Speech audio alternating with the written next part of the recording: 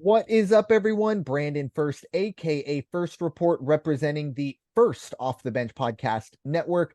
Everyone comes off the bench. We are first. Welcome into another episode of the Changeup here on the network, where we break down everything that Major League Baseball has to offer.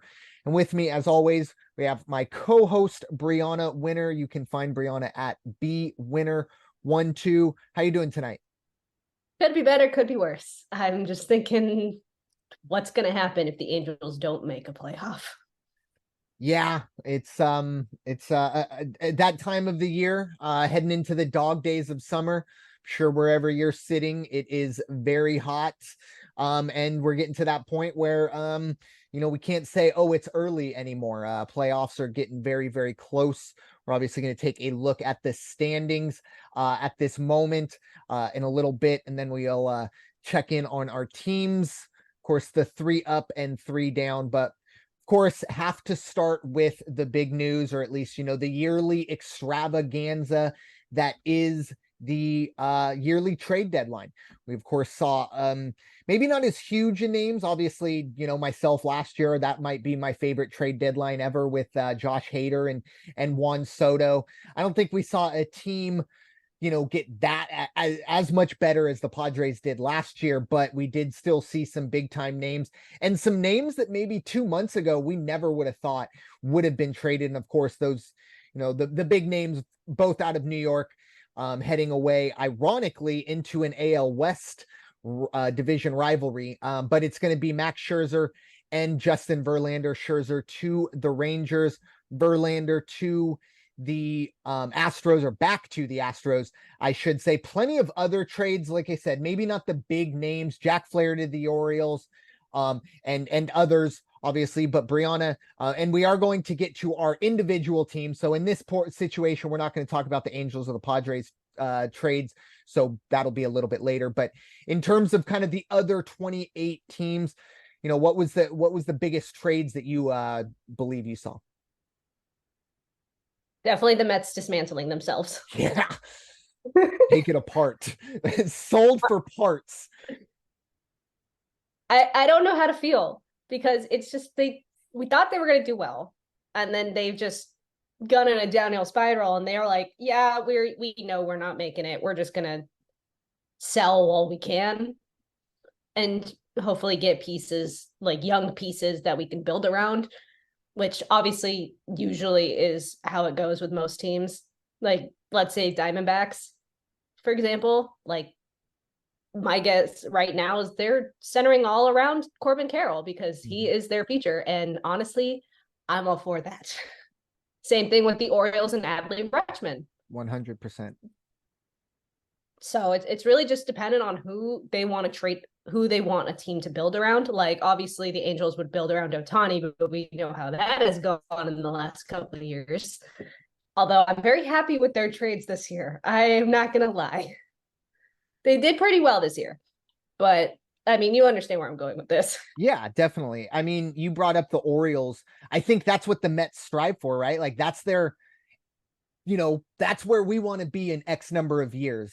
But at the same time, the Orioles were perennial losers. I mean, let's be honest. They were the A's, essentially, till about last year. They were losing 100 games. It was getting a little crazy how bad they were, but they drafted well. They got the Chris Adley Davis. Rutschman debuted last. Well, and we have also Gunnar Henderson and Grayson Rodriguez as well. Obviously, they have other young talent, they in the Mancini deal and things like that. But I think for the Mets to blow it up is 3 months ago, it would have been crazy to think, but 3 weeks ago, it would have made a lot of sense, because this team is going nowhere. And at the same time, with all due respect to Max Scherzer and Justin Verlander, if anytime you can go out and get 4 or 5, whatever, 20-something-year-olds or even teenagers for 2 guys who are, let's be honest, 2 or 3 years away from retirement, you'll feel good. Now, the flip side of this is $131 million. I think the Mets are paying right now to players to not play for the Mets. I think that's more than 12 MLB teams that total payroll. So once again, that's not ideal, but the Mets fans, they're obviously frustrated. I think even Steve Cohen, realized, okay, I can't come in with a blank checkbook and George Steinbrenner the whole thing, at least not anymore. The Yankees used to be able to do it in the mid to late late 90s into the early 2000s. Not so much anymore. Obviously, unfortunately, the Padres are showing that as well. But for the teams, obviously, Bryanna, both going to come into your division, something now you got to deal with, even though I think Scherzer kind of got beat up in his first start for Texas, at least the first inning. I don't know how the rest of it went down. But anyways, obviously bringing those guys in could be a little tough. But do you think there's any, interesting storylines in terms of what Verlander and Scherzer can bring to what could possibly be a 3-team race in the division, but more than likely 2? I mean, I would still love to see either of them against Ohtani on the mound, but I know Ohtani is like struggling with cramps at the moment. Also, I want to add to the worst trade experience. You saw what happened to the Dodgers? Eduardo Rodriguez? Yes. Good for him. Good for him. Good for him. That is a smart human being. I've never met Eduardo Rodriguez. I don't know if I've ever heard him talk. I know not a whole lot about him other than he's a very talented pitcher for the Detroit Tigers. I believe he pitched for the Red Sox. Did he not win the next day? And when he pitched probably he's been really good, but he pretty much said screw you. I read the quote, and I think maybe it was a little I don't think it was so much a screw you as we ran out of time, because he was talking a lot. And something that we don't really necessarily think of as fans is the family side of it. You get settled in a city, and he was essentially saying, and look, you're already in Detroit, no offense to Detroit. But Los Angeles in terms of that type of city is kind of on par, right? But he was more worried about getting things, a house. Can the Dodgers find him a house? Can he get his family out there? And that's at least what I saw from the quote, or at least inferred from the quote. And he did say at the final sentence of it, we just ran out of time. So I think it was more him trying to get everything he wanted that was best for his family. And it didn't happen. And at the end of the day, that's why he has that no trade clause. But yeah, at the same time, I do want to say, you know what? No, he looked at it and goes, I don't want to go play for the Dodgers. I don't think that's true, but that's what I'm going to believe, damn it. And, I'm a fan. We can be irrational sometimes, but it was a nice it definitely was an eyebrow raiser for me. When I saw the story at work, I wasn't able to read it, but I kind of went back and went, hold on, I'm missing something here. But then you saw the Dodgers got Kike back, and yeah, they didn't, it's not the end of the world. They got Joe Kelly back too. We gonna have another the lip of death, the pouty face. Yes. He'll go back to his mural. And then they also got I think Ryan Yarbrough, who I think is, and I hate to say it, but you know how the Dodgers are. It seems like they bring in guys and they just turn JD Martinez turned his career around now. And Yarbrough is someone who I've had my eye on, for about 3 or 4 years, has had some injury issues. I think he got hit in the face with a line drive earlier this year, and came back and has been really good. So I think the Dodgers obviously would have preferred Rodriguez, but I think they'll be okay, unfortunately, going forward. I'm just glad I don't have him again. Yeah, I got 4. Thanks for that. I got 4, one of which is coming up in less than 2 hours. I still got to deal with Texas and Houston. Back to back. Child's play. No, I'm just kidding. But I think overall the Mets, and also too, not just the Mets, the Cardinals as well. The Cardinals blew everything up, and that was a team that we thought, look, we looked at the Mets and we said they're going to be good, but we didn't think they were going to win the division because of that division. There's 3 really good teams in that division, and we weren't even counting the Marlins. And you look at the Central and you went, okay, maybe they got to fight it out with Milwaukee. But other than that, this is St. Louis's division, and St. Louis really blew it up, unfortunately. And I was actually watching a video. I'll give them a little bit of pub, even though they don't need it. But John Boy Media brought up that it's the first time since like 2002 or 2003 that the Cardinals have been quote unquote sellers at the deadline. And I think that really speaks to how good the franchise is run. I mean, I don't like the franchise on a professional level because they've had a lot of success against the Padres in the playoffs. But that was very interesting to see the Cardinals essentially blow it up. Interesting that, Nolan Arenado's name was thrown out there. Obviously didn't happen, but that would have been huge if that would have happened. Sorry, yeah. And I think that one would have made more sense to me. No offense to Paul Goldschmidt, great ball player. He's on my fantasy team. But I think Arenado brings a little more. And obviously I don't know Goldschmidt's contract situation, but Arenado's, I know he's signed up for at least 4, 5, 6 more years. So that's a tougher contract to move. But yeah, it was very interesting to see kind of the sellers emerge. No, like I said, no massive trades. Obviously, Verlander and Scherzer were big ones, but I will say one to keep your eye on. One that I think could be huge is the Marlins getting Jake Burger from the White Sox. Obviously, the White Sox are not very competitive. They've been really bad this year. But Burger's controllable until 2028, and he's got 25 home runs this year. I mean, they get the Marlins' fourth best prospect, the Marlins' fourth best prospect. But I think the Marlins get a really good baseball player that they don't have to pay an extravagant amount of money for at least 2 or 3 more years. And that's perfect for the Marlins because that's kind of their blueprint. It's not going to be good enough to run down the Braves, no doubt about it. But can they sneak into a wild card? I hope not, because it'll probably come at the expense of the Padres. But Jake Burger to the Marlins, that's something to keep an eye on. Not a big trade. I'm going to commend the Marlins and their marketing team for this. I don't know if you did see it. $5 mm-hmm. hamburgers because of the trade in getting Burger. Yes, that is fantastic. That is a great marketing idea. Definitely, and you know what? Why not $5 burgers? We gotta come back to earth some of these times with some of these stadium prices. I'm not asking for regular price and $1.50 for a hot dog, but goodness gracious, it is ridiculous. $5 and I don't know if you saw that when the trade went through, he was actually batting in that really? very moment. He was up to bat when the trade went through. That's crazy. I mean, I remember a few years ago, the Padres were playing the Mets, and it broke that Wilmer Flores was traded, and they told him in the dugout, he was actually crying, visibly upset. He'd been with them since he was 15, 16 years old, the organization. And the trade ended up falling through anyways. But that's kind of the weird things that we see. You saw it earlier this year after the Angels won, what was it, 24-1? And who was it? Moustakas.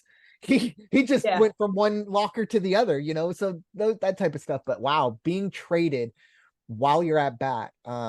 Wonder if that would have counted if he hit a home run at that point, but obviously it would have. But anyways, I mean, I'm pretty sure he finished the game. Like you. Oh yeah, I know. I'm just being facetious. Yeah, I'm just being an idiot. But yeah, no, it's it was funny the timing of it. Oh yeah, and like you said, the marketing team A+ there. Anything to get people out to watch baseball in Miami. And the team's been they're kind of like the Diamondbacks, but on the East Coast, right? Like they started really well and they're kind of coming back down to earth. They're not falling flat on their face though. Yeah, you're right. That was probably a backhanded compliment or backhanded. At this rate, Diamondbacks are probably going to finish 4th. Well, I sure hope they finish 4th. Goodness. All right. They better finish 4th. I almost dropped an F-bomb right there. But hey. You wouldn't have minded though if they won the division over the Dodgers. Yeah. The Dodgers. I don't want to talk about them. We're going to dive into the standing side of it, and unfortunately, we do have to talk about them at the end of this. But no, I do apologize. We are. I skipped a topic. No. We can do standings first and then go into it, so it leads into mine. Okay, fair enough. We'll hit the standings first, calling an audible there. But we are going to start. Obviously, look, we're about 50, 60 games away from wrapping this puppy up. About 7 weeks left of the regular season. How are we looking thus far? We're going to start in the American League. And excuse me, I was woefully unprepared as I did not have the standings up, having too much fun ripping on the Marlins and Diamondbacks, apparently. And all right, so starting out in the American League East, obviously this was a very interesting division. Sorry. I'd say more. Oh, the I'd say Mets. Yeah, on the that was Mets than earlier, the but Marlins. yeah, I was ready to rip on the Mets. I wasn't ready to make an unnecessary comment to the Marlins. I do apologize, but But their marketing team gets an A+. beautiful. And like I said, the GM, is it Kim Na? If I'm, that's a great trade. Like I said, Jake Berger. I don't care who you are. That's a really really good trade. So there you go. Apologies. But yeah, moving on to the standing side of things. Starting in the American League East, we have the Baltimore Orioles up top. They have a 2-game lead over the Tampa Bay Rays. They are 66-45 as opposed to the Orioles 67-42. Then we drop off a bit. We have the Toronto Blue Jays 10 games over 500 at 60-50. They are 7.5 games out. Boston is 57-51, 9.5 games out. And the Yankees, yes, the New York Yankees, they are in Do I last need to win place right now? Sorry.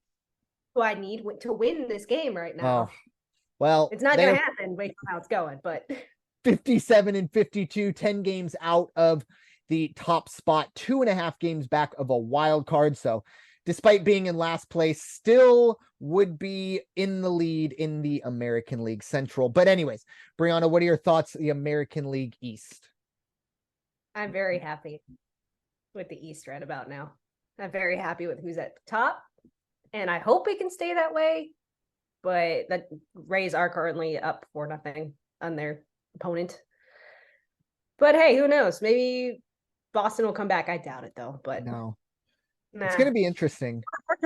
It's going to probably just be the race between Baltimore and Tampa. I don't think the other three will make it. They might get a wild card, but they're not going to come close to winning the division. Yeah, it's going to be very, very interesting because two of these teams more than likely are not going to make the playoffs. But you're right. I completely agree with you. Tampa, Baltimore, they're going to fight for the division. And then I think Toronto, Boston, and the Yankees will fight for one, maybe two wild card spots, but I think probably only one at the moment. And it's Toronto who has that. And I do believe it's Houston, but we'll get to them, unfortunately, in a bit. But for Baltimore, I think this is great. Obviously, Tampa Bay's start was incredible, and it looked like they were going to run away with the division. Baltimore kept plugging away. They, I don't want to say stayed on their tail, but they were playing really good ball. And eventually, of course, as things will happen, Tampa Bay stumbled. Baltimore was there to take over. I sure hope the Orioles can pull this one off. I really like this team. I don't know how. Considering where they were at, like 2 years ago. Yeah.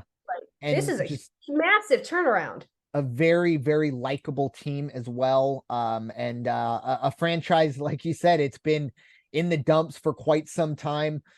Be interesting to see this team in the playoffs, and not only in the playoffs, but possibly the top team in the American League, or that one seed, essentially home field throughout, which they currently have. But that is the American League East. Going from a good division. We go into the dumpster fire? Yeah, the American League Central. You have the Minnesota Twins. You know what? Give them a little bit of credit. They are above 500. We haven't said that too often for the first place. But they are still below the Yankees. Oh, yeah. Yeah. 56-54 for the Twins. They have a 2.5 game lead on the Guardians, who are 53-56. Then we drop off a little bit. Detroit is 48-60. They are 7 games back. Then we drop off a little bit more to the White Sox, 43-67. They are 13 games back. And then we drop off a whole lot and get the Kansas City Royals, who are actually playing well. They are 35-75, 21 games behind the Twins. Bryanna, we don't need to spend too much time on this, but any thoughts on the division this division's not shaking up how we thought it was going to be at the start of the season? And I know we've already mentioned that with the trades, obviously, with the White Sox. Honestly, I would like to see Cleveland take that one spot in the division, but at this rate, who knows? Obviously, it's baseball. Anything can happen. But yeah, I would love to see the Guardians up top. I'll pat myself on the back on this one. Look, I don't know if it's going to stay this way, but I didn't fall victim again to the Twins. I What, did. I two? fell victim to the White Sox. Yeah, and I think we both fell victim to the White Sox last year too in this division. But Nope, nope, nope. That was just you. okay, just me then. All right, That fair was just enough.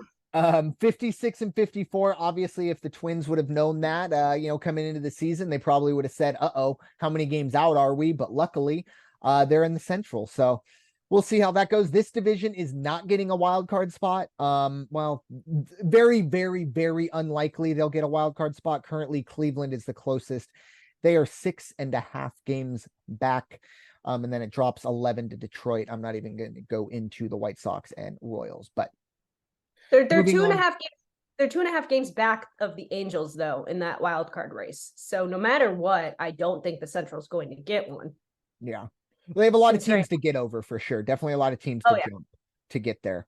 Not just the games back, but so moving yeah, on to they pretty much have to jump the entire West and the East. yeah. And it's not like they've been playing great ball Minus either. Oakland, minus Oakland.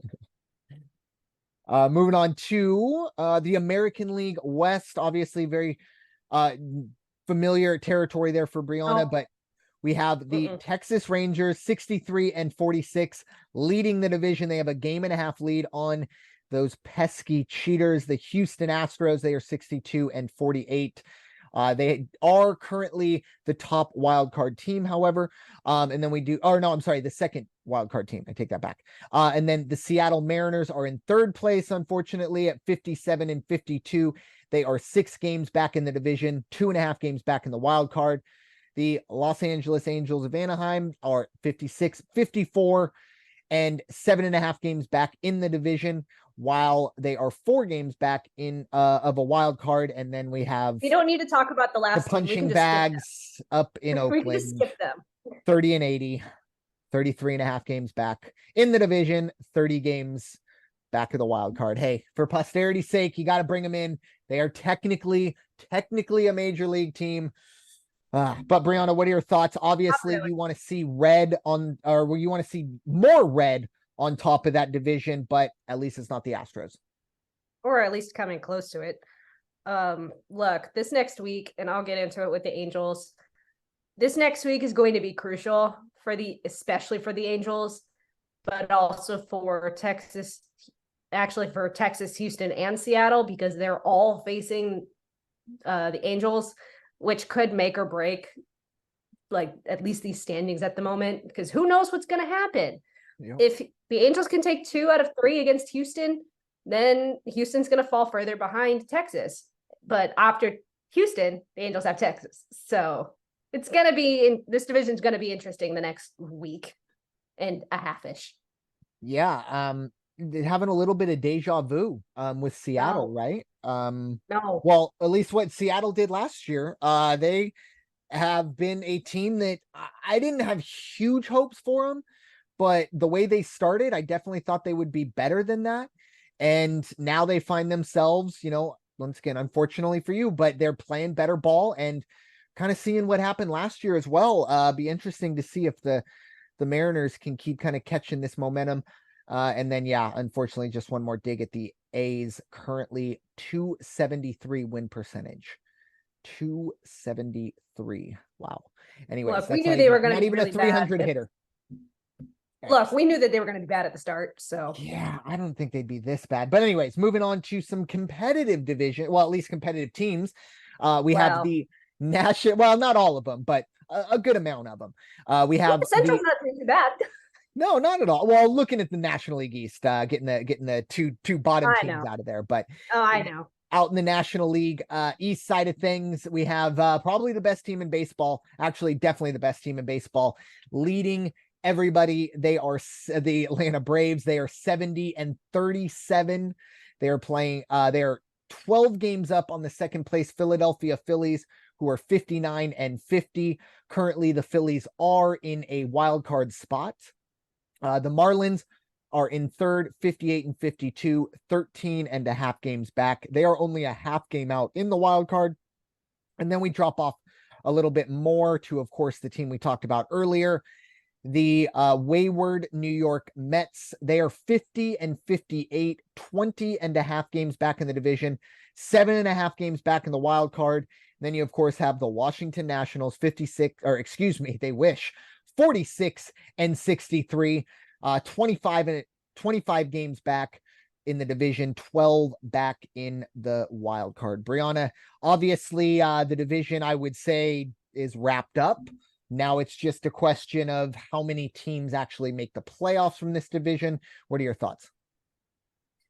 I mean, considering where the Phillies were at the start, like with what, 2 months in? Yeah. I'd call this a win. Yep. No matter what, I would call this a win for the Phillies, considering where they started this year. Same thing with Miami, just in general, but we'll see what happens with obviously their new teammates. I have no words for the Mets or Washington.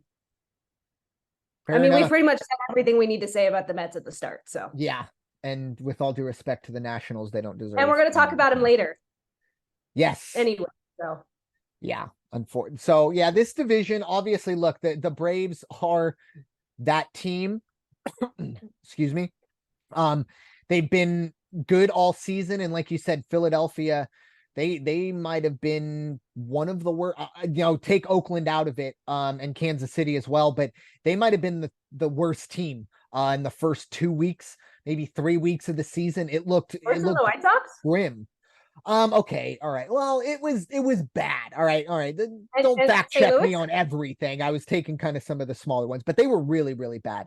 And obviously to be not only 9 games over 500, but to at least be in a playoff spot. Now, obviously, despite playing, really good ball, they really have no shot at the division.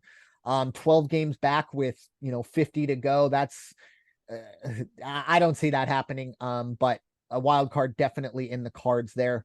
Be very interesting to see how Miami does. I brought up the Jake Burger trade, see how that goes forward. But it would be, once again, I would hate to see the Marlins in there only because it would probably cost the Padres a playoff spot.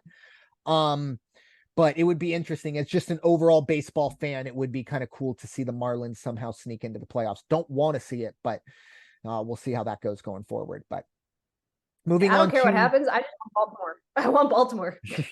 Fair enough. They're the only team I absolutely want to see in these playoffs. Well, I think you're pretty good there. Oh, I know. Moving on to the National League Central. We have, of course, up at the top. This has been a division that's kind of been a yo-yo, going up, going down. And now we have the Milwaukee Brewers, who are 59 and 51. They lead this division. Cincinnati is only a half game back. They are 59 and 52.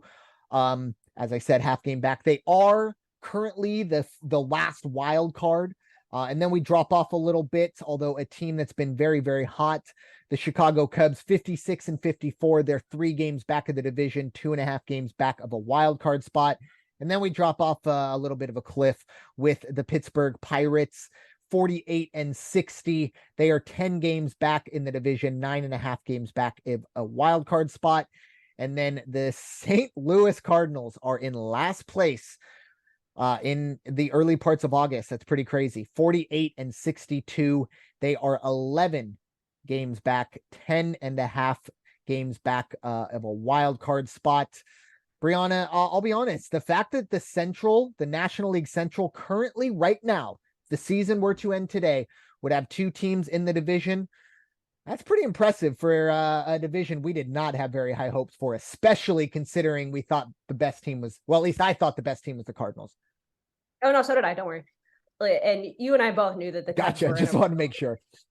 Yeah, no. I said Cardinals too. But look, the Pirates are playing at Milwaukee today. The Cincinnati Reds are currently beating the Nationals 3-1. It still could change massively, and the Cubs already lost today, so they can't do anything. So standings today, or like by the end of the day, or like this weekend, could be completely different because of the fact that Pirates are playing the Brewers. And considering how the Brewers lost to Kansas City at one point, twice within the last week. Mm-hmm. Look. Well, anything could happen. Like Cincinnati could top this division again by the end of the weekend. Mm-hmm. I'm just happy my Cubs made it into third. Yeah, they're playing good ball. I don't care what happens. They definitely they didn't sell like a lot of people thought they should. Cody Bellinger stuck around. Stroman. They got Candelario too. Yeah, but they also DFA'd Mancini. Yeah, I'm sad. unfortunate news there. Really good. Tough to see a guy like Trey Mancini get the DFA. Hopefully he can get picked up somewhere else. You never know. But yeah, the Cubs going forward, 2.5 games out of that wild card. Another team that once again I don't want to see make the playoffs only because it would cost the Padres that spot. Once again, I kind of think the Padres need to get that sixth and final wild card going forward, which would not be great even if you win the wild card, but we'll deal with that later. So it's going to be a very interesting division going forward, especially considering, like you said, by the end of the Been a weekend, this yo-yo. division could be Or very or different. like what you said, it's been a yo-yo Yep. because remember the Pirates were leading for Yeah. quite a while. Yeah. I And feel like the they only fell team who on their hasn't been face. at the top has been the Cardinals, but maybe the Cubs are at the Cubs too. top. But huh? Cubs? Maybe I I don't don't think know. they've Early ever. on, maybe they were 1-0 and everyone else was 0-1 on opening Yeah, day, maybe. but who knows? But we had more hopes for St. Louis, and obviously this division has just been brutal to us. Yeah, definitely didn't see this one coming forward. But moving on to the National No. League West, it's at the Can we top. just say no? Yeah, no, unfortunately, we can just go. The Los Angeles Dodgers are 62 and 45. They are first place in this division. And then we, of course, have the San Francisco Giants. They are 61 and 49, 2.5 games back in the division. They are currently the top, yes, the top wild card team. So they would be the 4 seed. If the playoffs started today, they'd face the Brewers. But that could change even by the end of the day. Anyways, then we have the Diamondbacks in third place. They are 57 and 53. 6.5 games back of the division, 1.5 games back of the wild card. And the fourth place Padres, who just have been stuck there for it seems like the last month and a half.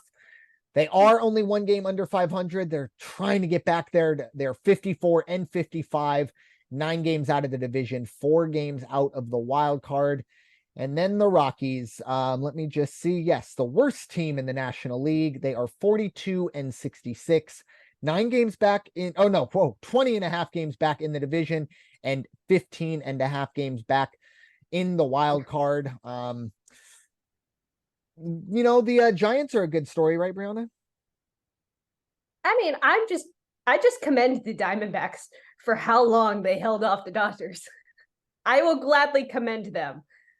But because of injuries, they have fallen flat. And I know that they got a pick that you don't want to talk about, or a trade that you really don't want to talk about. Yeah, So just we can just skip it.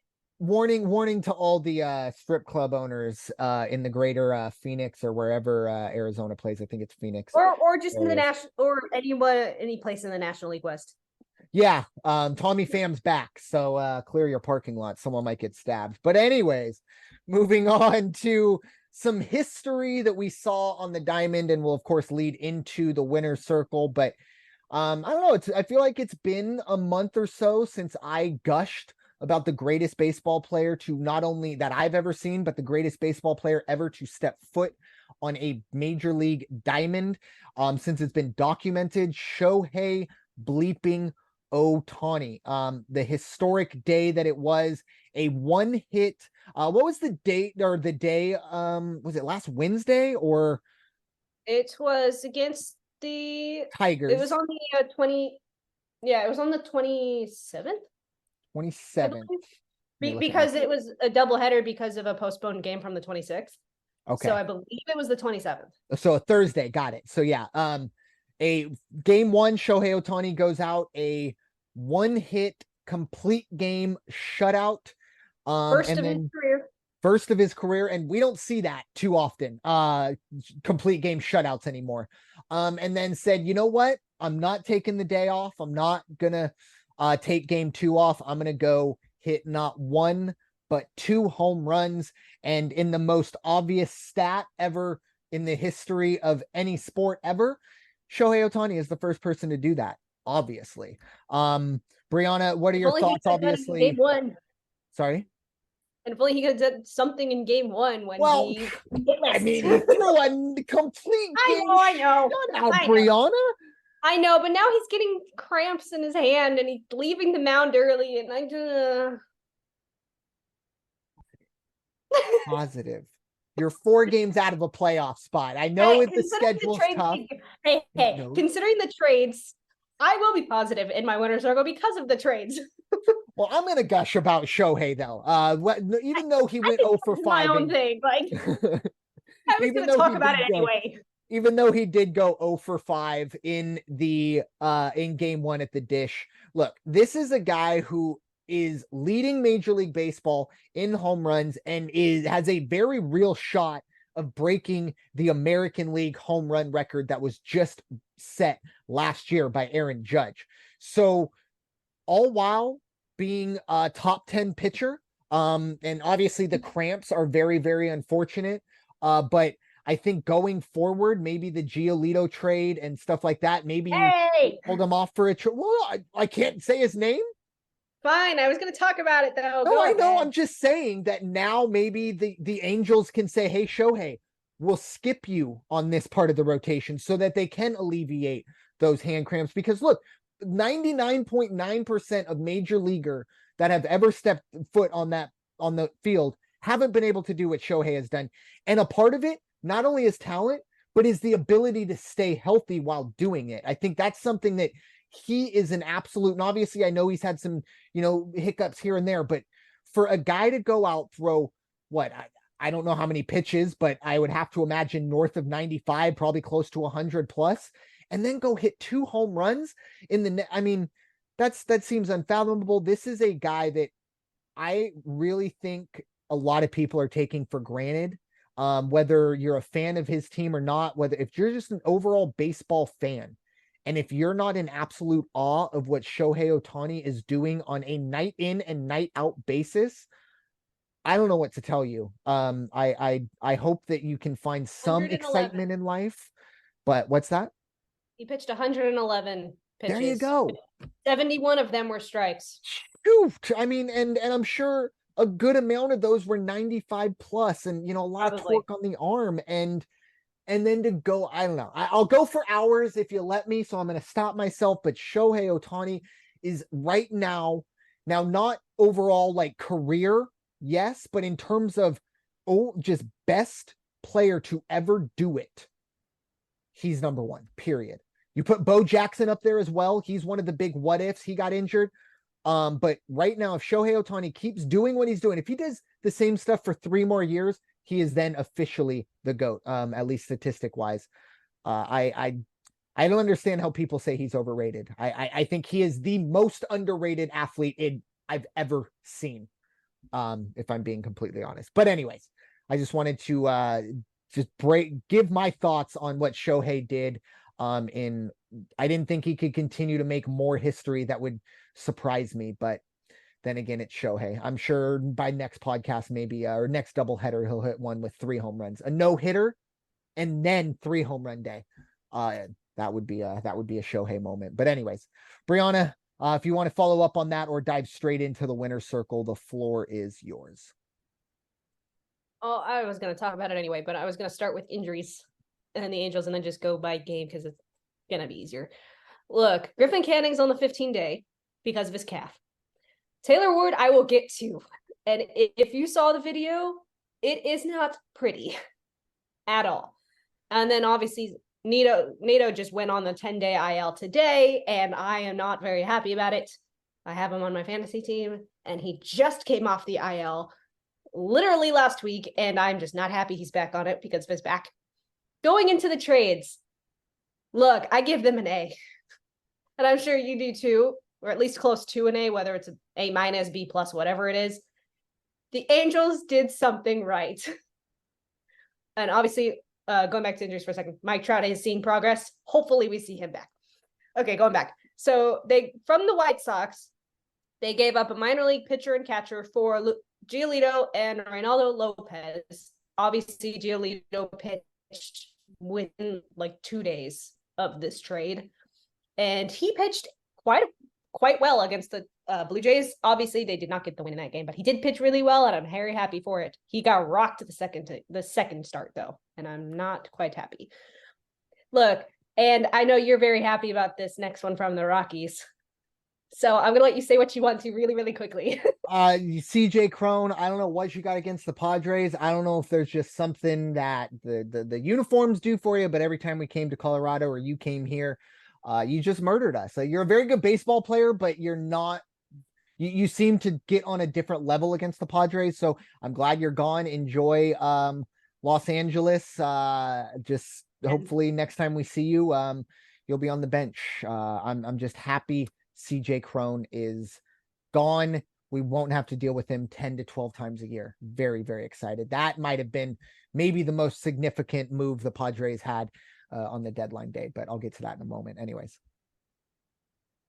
I figured I'd let you speak on that first before I got into it. Okay, so CJ Crone is coming back, or he is back. He's already played a couple games, but he was with the Angels before. He has now come home. And I know that as soon as that became a done deal, I texted you like, hey, he's come home. And then you sent me is he gone? Yeah. Meme. Oh, that was great, by the way. In that same trade, they did also get Randall Grichuk and cast considerations, and they only gave up 2 minor league pitchers. Look, the Rockies have been in a massive rebuild for what, a decade? Like they just can't seem to do anything. Maybe these pitchers will help, but who knows?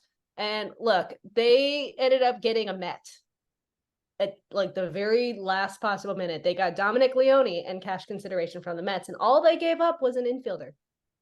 I don't mind this. Honestly, again, I give the Angels an A. And also because within like a day, they said Ohtani's not on the market. I think that might have been the biggest. I mean, even if my guess is everybody was waiting just to see if Ohtani was going to be on the market before they even did anything. Yeah, I agree. I think what this team had to kind of deal with for the last 3 months, the questions and really the decision that had to be made. Even if they don't make any trade and they just come out and say, look, we're not trading Ohtani, but we're not going to be buyers, I would still give them an A for the trade deadline, just because look, you're keeping your best player there on your team. Now, 4 years down the road, will it be the right move? I don't know. But for right now, I think that's what you have to focus on. That's what you can control is right now. You can't control what happens in 4 years. But right now, you have a chance. You're 4 games out. You have Trout coming back hopefully soon. And Ohtani and to get the pitching that they did. Even the reliever they got with Giolito, his name is escaping me right now, but just to bring guys in and say, hey, look, who's going to stick? It's essentially the old adage, throw bleep against the wall and see what sticks. And I think that's what you have to do at the trade deadline when you're looking for pitching. And that's what the Angels did. So I agree. A plus, honestly. I mean, I don't know if you can have a perfect, but I think they had the best trade deadline of any team going, honestly. Look, they were a massive winner by the end of the deadline. And obviously we're all for it, especially now that CJ Crone is not going to beat up the Padres. Yeah, everyone wins, right? Everyone's happy. Everyone wins. It was a very pro Changeup podcast trade. So our hats off to everyone involved. A great trade deadline, at least on the Angels side of things, on this podcast side of it. But anything else, or dive into the Padres side of it? Nope, I'm going games because I haven't talked about what happened to Ward yet. Go for it. Okay, so look, they went 2-1 against the Pirates, which obviously they really, really needed. Same thing with Detroit. They swept Detroit. Obviously, we've already talked about Ohtani, and I was only going to talk about that day, so I'm just going to skip ahead. They went 1-2 against Toronto, which obviously did not do them any favors. Giolito made his debut in a 4-1 loss. He pitched 5 1/3, gave up 6 hits. All of the runs that he gave up were all home runs, which obviously doesn't really help, but he had 1 walk. He only gave up 1 walk and had 5 strikeouts. So honestly, I'd call this debut a win for him, especially after having just been traded. I call it a win, no matter what. Like I said, the second one, not so much. Then they lost 6-1. And in this specific game, look, I didn't watch the video until like hours later because when it happened, I was working. So I didn't watch it until like 9 p.m. Look, Alek Manoah, I think you need to go back to maybe the minors and work on that control a little bit. He hits Taylor Ward in the face with a pitch and has some facial fractures, and so he's going to be out for a bit. And look, now, is he going to be mentally okay when he comes back? That's going to be the biggest question. Will he mentally be okay? Because fractures obviously heal. But mentally, obviously we saw it with Stanton when he was in Miami. He did get hit in the face. He came back. Obviously, he hasn't exactly been the same, but he has still done well. So I'm hoping that Taylor Ward will do well when he comes back, and hopefully he'll be the same after getting hit in the face like that. And it was supposed to be I think it was supposed to be a sinker that went too high up to the face. It wasn't very pretty. Did you watch the video? I saw it once. It's definitely I saw it once too. I only saw it once. You saw it, and then I had to watch the replay because I just couldn't like see where it hit and like from the distance. So I had to watch the close up, and yeah, he was down for quite a few minutes. Yeah, and I mean, obviously the blood was, flowing, unfortunately. When you hear facial fractures, obviously that's kind of scary. But like you said, the mental side of it now, digging in the box. I think they've already, essentially shut him down for the season. So he'll have, essentially the next 6 weeks plus off season to kind of get ready. But you're saying send Alek Manoah down to rookie ball. Why you want to sacrifice those poor 17-year-olds? At least Taylor Ward's making a healthy living. But no, I'm just kidding. But he was sent down there for a reason. No, I know. I'm just being, once again, another Brandon idiot moment. But no, don't send him after the kids now. But no, I don't want to send him after anybody. But he needs to work on the control. It's why he got sent down to rookie ball in the first place. No, I know, yeah. But that and the fact that he needed to speed up his pitches because the pitch clock was not doing him any favors. Yep. And obviously the Angels then finally won the next day in 10. I think it was because of Grichuk 2-run home run, I believe. I didn't write it down. I probably should have. Look, that's a great debut for him. Yeah. I'll take it. They went 1-2 against Atlanta, which honestly, I'm glad they took one. They won 4-1 to end July on Monday. They had 3 solo home runs. Rengifo, Chuck, and Wallach, and then Crone singled in the last run. So everybody had a piece. Then they lost the next day 12-5. Giolito, 3 2/3, 8 hits, 9 runs, 3 walks, and 2 strikeouts. Like I said, he got demolished in his second start. Jordan Adams did make his debut, but he went 0 for 4. Ooh, wow. The next day, he was a pinch runner. And then obviously last night they lost 5-3. There was no score until the 6th inning.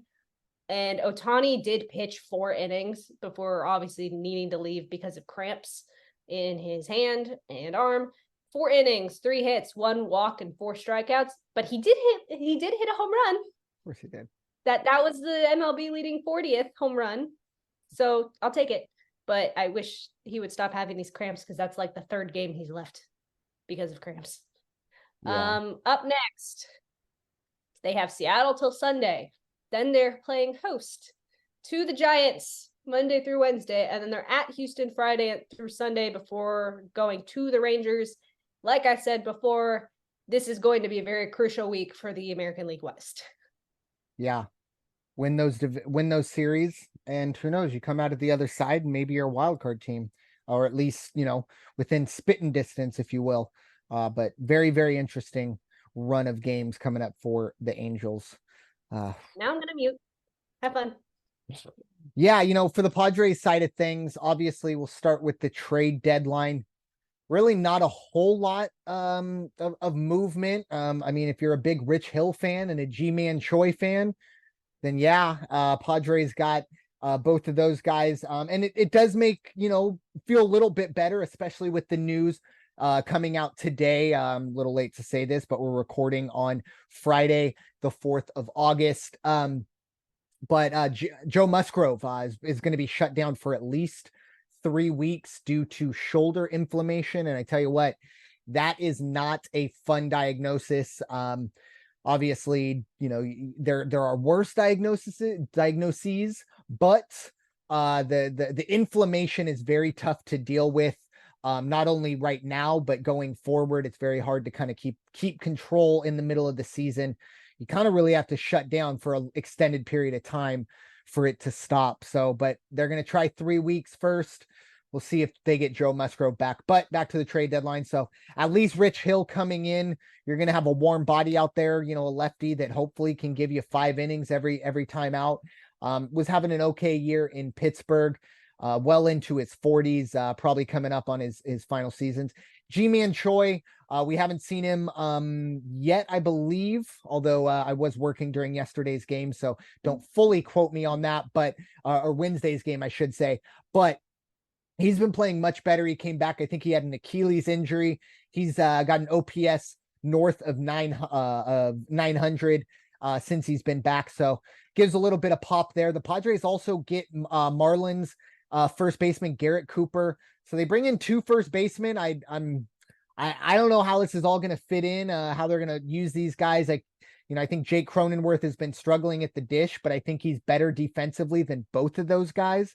So I don't know if there's a platoon situation coming. Once again, unsure on that. We'll see how that all shakes out. One trade that did kind of catch my eye, Padres do get Scott Barlow from the Royals. He was their closer. Hasn't been very good this year. A very high ERA. I think it's in mid-5s with Kansas City. Blown a few saves. But I think you bring him in, he could be your 7th, 8th inning guy. Obviously isn't going to be the closer over Hader. But overall, the Padres bring some guys in. Definitely not the firepower or the star power that the Rangers and Texas had. Definitely not the overall wealth that the Angels brought in. Nothing too crazy here. But unfortunately, after the last few deadlines, the Padres weren't really able to go after a lot of the big names because, they don't really have a big farm system. And essentially, their 3 top guys that would have some market, they've essentially said, no, these guys are untouchable. So I think they did the best they could. Similar to the Angels, the Padres maybe best move was not trading Josh Hader and Blake Snell. Going forward, we'll see if the Padres do make the playoffs, but they weren't going to make the playoffs if they traded those 2 guys. That is a guarantee. Who knows if they make the playoffs now? I think at the very least, only 4 games back. Still got some work to do. Big series coming up this weekend, which I'll get to in a moment. But for the Padres trade deadline, definitely anticlimactic compared to last year, bringing Soto in. But still, I think could possibly maybe get 1 or 2 guys that, who knows, maybe we feel a little bit better with in a month's time. But in terms of on the field results, it was a little tough. Honestly, for the Padres, they lost 2 out of 3 to Pittsburgh at home. And it was looking very, very bleak. Honestly, after that Pittsburgh series, it did look like the Padres were going to be sellers. And then everything kind of changed last weekend. The Texas Rangers, they went to Texas, I should say. Or no, I'm sorry, they were here. I take it all back. Here at Petco. And the Padres did sweep the Texas Rangers 7-1, 4-0, and 5-3. The one good thing for Texas, at least on, I think it broke on Sunday, actually, that they were getting Scherzer. So despite being swept, they at least figured out they were getting Max Scherzer. And then the Padres had a chance to finally win 4 games in a row. And they didn't. They lost to the Rockies. Of course they did. Of course they lost to the Rockies. 4-3 in kind of a weird game that started very, very late because of a rain delay. The Padres just didn't have a bullpen to contend with, so they ended up losing that one in extras. The Padres now 0-10 in extra inning games, folks. 0-10. The law of averages makes it almost impossible that happens. But anyways, the Padres did rebound to win 2 in a row in Colorado to technically win the series. Could have been a 6-game winning streak. Instead, it's 5 out of 6. Looking ahead, obviously a big weekend, as I talked about. 4 games, a wraparound 4-game set with the Dodgers here at Petco Park, Friday through Monday, and then we'll be on the road to face Seattle and head to Bryanna's neck of the woods in Arizona. But for the Padres, very similar to the Angels. You're in maybe not the full amount, but this 4-game set against the Dodgers is possibly the most important 4 games of August. Obviously we'll see how the Arizona 4-game set looks as well. But I think right now, this 3 out of 4 for the Padres would be fantastic, but they at the very least have to split this series going forward. But one extra shout out yesterday on the Padres 11-1 win. Fernando Tatis hit his 100th home run. He is the 4th fastest ever to reach that in Major League history. Congratulations to Tatis. He's been playing very well since he came back. Him and Ha-Seong Kim have been by far the most consistent players. Juan Soto has been on fire, and Manny Machado as well. It's all hopefully coming together for the Padres. With all that being said, like I said, 50 or 1 game below 500 and still 4 games out of a playoff spot. The division probably out of reach unless the Padres get a 4-game sweep this weekend. But we shall see how it all shakes out. At the very least, Blake Snell, Josh Hader still are Padres. But moving on to the 3 ups and 3 downs. We have maybe a debut for the ups, or at least a team we don't really talk about. No, and it's a very interesting mix. Yes, it is a very interesting mix of the ups and downs. We do have to say, because we get a little tough, with everything, retirements and all that stuff. But yeah, Bryanna, what is our first up of the week? In their up debut, it is the Kansas City Royals. Look, they're on a 6-game win streak. Last I saw, they were tied with the Phillies. They are 7-3 in their last 10. Yes, they are still in last, but give them props when it's deserved. Look, they're only 21 games out of the division. They're only 21 games out of the division. They're not winning the division, but they could finish 4th if they continue on this route. Yeah, you're right. They are down 4-2. Never mind. All right. Well, that was fun for a minute. But anyways, no, Kansas City, and we saw this with Oakland earlier this year. And we didn't know what reality was. Yeah, that was trippy. It was borderline. Yeah, I'm glad that ended, because that was a little too much. But anyways, for Kansas City, I mean, obviously their division, their season, it's over. They've been in rebuild mode since their World Series win. So I don't really know a whole lot to say, but other than good job. I guess keep it up, but I don't think we're going to be bringing them up. I don't think we'll be talking about them in this segment at all, because they've already been retired from the downside of things. So thanks for coming. We're glad you're here, but we don't expect you to stay long. But with that being said, but we had to do it. Oh, yes. You want to give the segue in? Down what happened with this current down. It was hilarious. Yeah, it was a very sorry. I said probably not for New York fans, but it was great for us. It's the cherry on top of really what the Mets have been going through and their fans have been going through. Obviously, the Mets, and it was Kansas City, right? Yes. Yeah. And so it was obviously Kauffman Stadium. I believe they were up 2-0, or they were up 2 runs, going into the bottom of the 10th, I believe, something like that. End up tying the game. Bases loaded. Mets end up loading the bases. Reliever gets a little squirrely. Maybe things are moving a little fast. Twitches a little bit, and then says, hey, he's having some pitch calm issues. There's a little bit of confusion for about 10 seconds. Then the second base umpire comes in and says, hey, that was a balk. That is a walk-off balk. Say that 5 times fast. But yeah, it's a perfect segue into the New York Mets, who lose games on balks. Any way they can lose, they will do it. It is a team that, as we've talked about, really they've been the theme of this podcast. We talked about them in the trades, talked about them a lot in the standing side of it, and now we're talking about it as our first down. And they're down 2-0 in this. And there we go. Keep the hits the coming. Orioles. They're 50 and 58. No chance of the division. Very little chance at a playoffs, especially everything they've done. And once again, even if they were probably playing 500 ball and they weren't the absolute dumpster fire that they were, the fact that the trade deadline day would have put them on this on this list regardless. So Mets fans, apologies, but not really. Enjoy the off season. I would say enjoy the Jets and Giants season, but that's probably not going to go too much better either. Knicks maybe, I don't know. But yeah, Bryanna, any thoughts on the Mets? I think we've pretty much said everything to say about the Yeah. Mets. There's nothing else to add. I'm sorry. There is nothing else to add.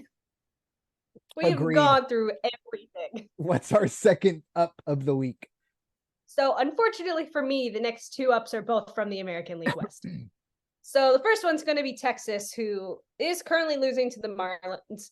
But look, they've put some distance between them and Houston. It may not last long, considering Houston is currently beating the Yankees and the Rangers are currently losing to the Marlins. But hey, I can do this when I want. So look, they are one of the big trade winners from this deadline. Not only did they get Aroldis Chapman, and obviously they needed a closer, but look, they got Max Scherzer. Obviously, he's not like he used to be, but he's still a pretty good pitcher when he's not injured. Sorry, and obviously Texas does not have DeGrom at the moment, so they needed somebody. But imagine if both of those two are healthy, what this pitching staff will look like. Scary. It's scary. Austin Hedges got traded from Pittsburgh, and I don't know if you saw, but he was wearing his Pittsburgh catcher's gear because obviously he doesn't have any for the Rangers yet.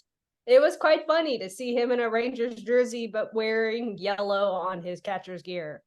They also got Montgomery. They also got Stratton. Look, they are bolstering for this last minute push. They need to do whatever they can to make sure that they can stay on top and not let Houston come any closer.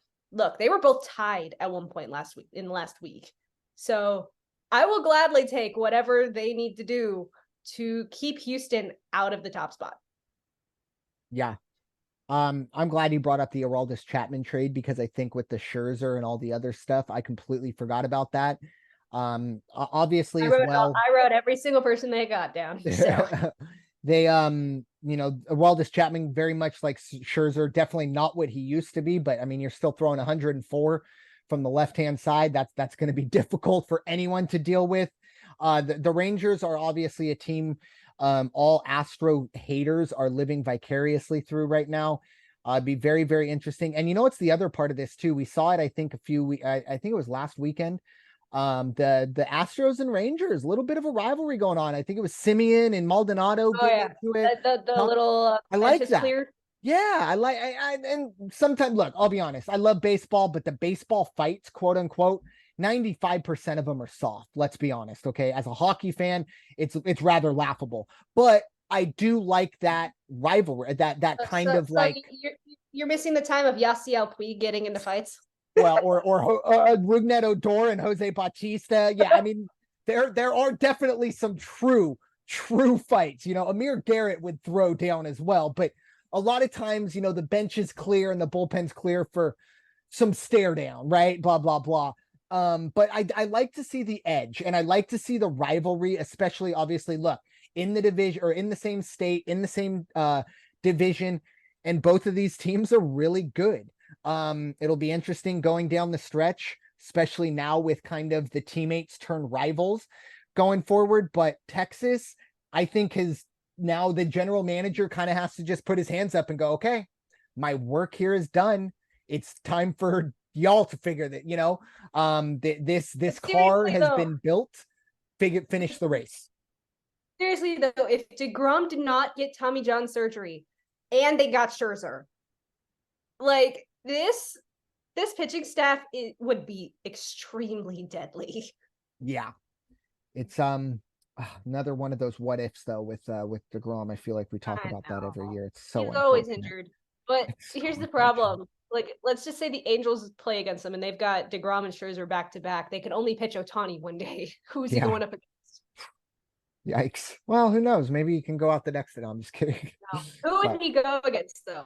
Scherzer or DeGrom? Well, I'd throw him against DeGrom. Okay.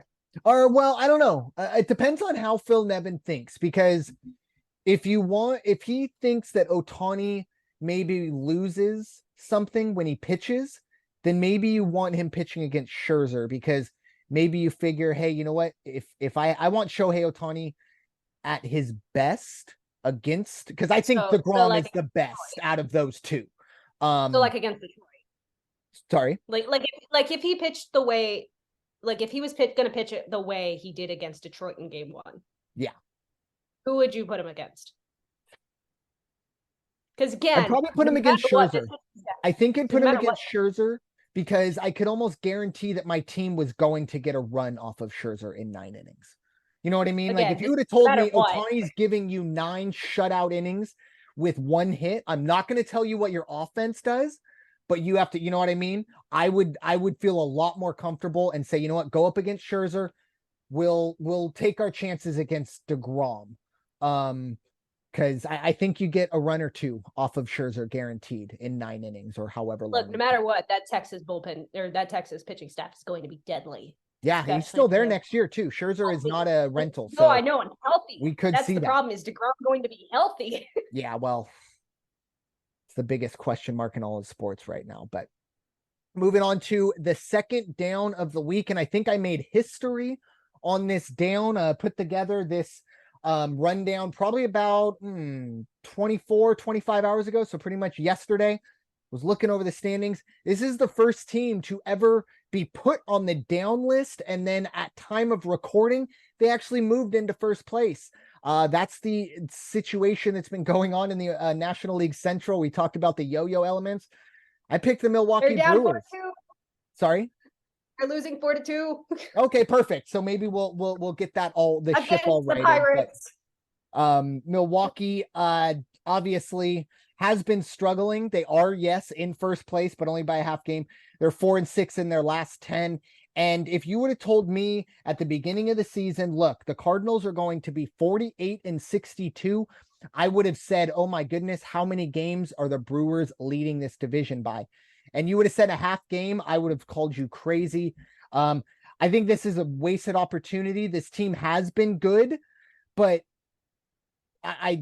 it's tough for me. I feel like this team should be much better than they actually are. And it's frustrating. I feel like this division should already be wrapped up. But it isn't. And once again, by the end of this recording, we could possibly see Cincinnati move back in. So who knows going forward. But Bryanna, what are your thoughts on Milwaukee? Considering how this game against Pittsburgh is going, the Reds will most likely jump them. It's 6. You know how I said it was just 4-2? Yeah, Davis just homered. It's 6-2. There we go. And they're only in the top of the second. Yikes. Not a good day for Milwaukee. But any thoughts on them overall? Honestly, them losing right now says enough. Fair enough. Considering they're losing to the Pirates. Going forward, I got our third and final up of the week. What you got for us, Bryanna? Back to the AL West. It is, unfortunately for me, it's Seattle, who the Angels are facing in this current series. Look, they moved in the third. They are 7-3 in their last 10. They have jumped the Angels, and I have a feeling the Angels are going to lose one of these next 2 games. So it's not going to help me, and this hurts me. Positivity. Not when Seattle's not enough. That's fair enough. You're right. Well, I'm saying more for the Angel side of it. Like they could sweep them. They could sweep them. Well, and here's the thing. I don't know if you saw, but Phil Nevins now said that Ohtani's next start is going to be delayed a couple days. Good. So I mean, not good, but if you want to fight the cramps, that's what you have to do. You know what I mean? I know, but I need him to. I don't care if he faces the Giants. I need him against Houston. That Houston's after the Giants, correct? Correct. That's probably exactly Phil Nevins' thought process as well. And then you've got the Rangers. Yeah. So maybe I think what I would do if I'm Phil Nevin and if it all shakes out this way, you have him start game 1 of the Astros series so that he can pitch either game 2 or 3 of the Ranger series if it all kind of works out that way. That would be probably best case scenario. I need him in both series. Yeah. And I think you and Phil Nevin are on the same thought process there. Like, we'll sacrifice things against the Giants.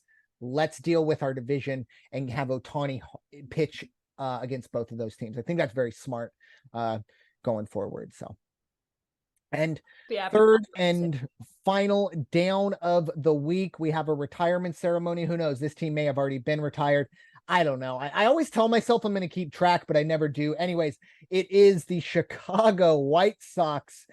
We talked about them earlier, 43 and 67, 24 games under 500. That's unfathomable to me.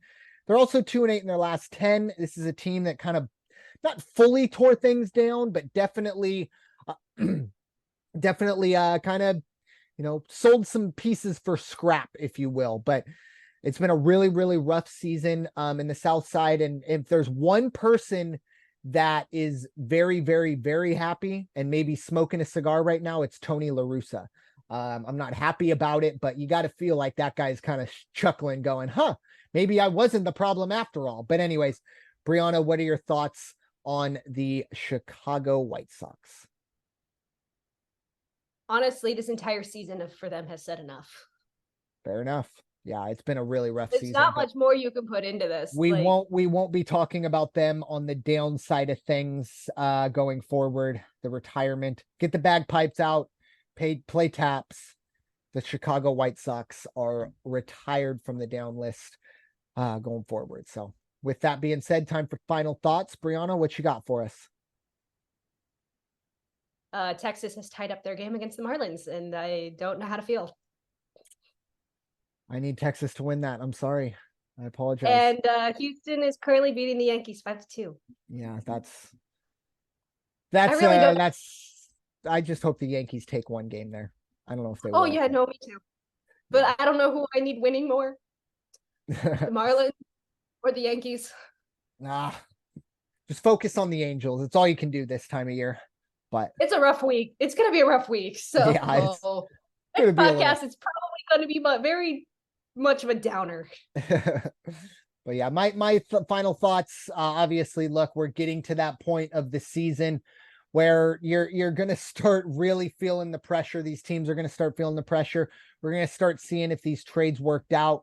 Verlander, Scherzer, what happens? Do either of those teams regret the decisions that were made? Do we see a Jake Berger, a Heimer Candelario kind of come out of nowhere to take things over and be that team that you go, oh, wow. I kind of totally forgot about him. It's really a fun time. And we got about another month or so until, football's back. So for the most part right now, all eyes are on baseball. Enjoy it. Enjoy whatever we're going to see. Hopefully your team, unless you're a Dodger, Astro, or Yankee fan, does, make the playoffs or gets everything you want. I don't even care at this point if the Yankees make the playoffs. They just need to do something to turn themselves around. I don't care if they actually make the playoffs. They're not the bad guys right now. For me, they're always the bad guys myself, but right now they are not my bad guys. Fair enough. I need them to be the good guys in my story right now. But yeah, I obviously going forward, it's going to be very tough. Yep. Go for it. Anthony Rizzo. What's they up? think that he suffered the concussion against the Padres over a month ago. He just went on to the IL. Yeah, no, that came out today. So that was almost 2 months ago. I know. What? You didn't see this? No. Rizzo.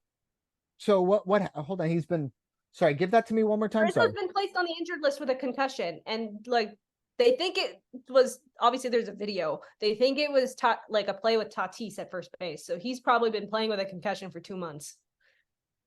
Oh, that's not good. Are the Yankees that's the Dolphins? Not good. Are the Yankees the Dolphins? Wow. Whoa. Holy crap. I just remembered this. Yeah. Damn, no, I missed that. People are tracing the injury to 2 months ago against the Padres. Okay, so the team hasn't come out and said that. No. Everybody else is saying it is because that's the only time it could have happened. Okay, that makes more sense. Okay. That makes, I guess but he's been placed on the injured list with a concussion. Gotcha. Okay. I guess, okay, that's not as crazy as, I mean, that's still crazy, but I thought the team came out and said that No, he got the no. concussion People 2 months are like, ago. Okay. no, people like are tracing Are it people back. blaming Tatis too? Let me guess. People are blaming Tatis? No. They're Okay. blaming the Yankees. I don't even know They're what play. full on. Okay. No, they are full on blaming the Yankees. Okay, good. Because if this happened, that would have pissed me off. Because if this happened 2 months ago, well, yeah, that's the worst. On the IL immediately. Yeah, and that's wow. Anyways, that's I just sent you a story on it with a video on where it possibly happened. Gotcha. Fair enough. All right, I will check that out. But yeah, I forgot. Yeah, he's been sent to the IL with post-concussion syndrome. Post? That sounds like you got over it and take a seat. Post-concussion? That means you're better. Oh, they believe Yankees have placed Rizzo on the 10-day injury list with post-concussion syndrome, which the club believes stems from a May 28th collision with Padres' Fernando Tatis. Well, and it's also admitting that he's not going on. I mean, I'm not a doctor. Maybe I shouldn't speak on this. Apparently Rizzo passed the concussion protocol. Oh, well, that might be something that people who put that together need to start. However, Rizzo said he has noticed feeling more tired than usual. Not good. But with that being said, thank you all so much for listening to this episode of the Changeup presented by the First Off the Bench podcast network. Everyone comes off the bench. We are First. It's time for y'all to go wash your hands and stop hating everybody. We'll talk to y'all very soon. Take care.